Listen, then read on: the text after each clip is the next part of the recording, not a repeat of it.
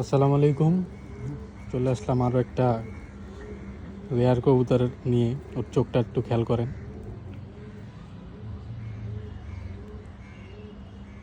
ভালো করে চোখটা, জানি না ক্যামেরায় কতটুকু বোঝা যায়।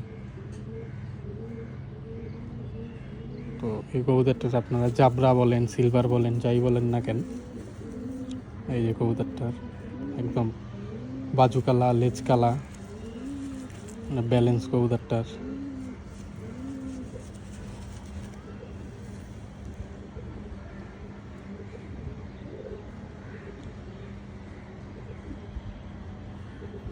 আপনাদের জন্যই এইভাবে কবুতরগুলি শো করা, যারা আসলে নতুন তাদের জন্য, যে আসলে ছাড়াছাড়ি লাইনের গিরিবাজ কবুতরগুলি আসলে যেগুলি ভালো, এগুলি দেখতে কীরকম হয়, কবুতরগুলি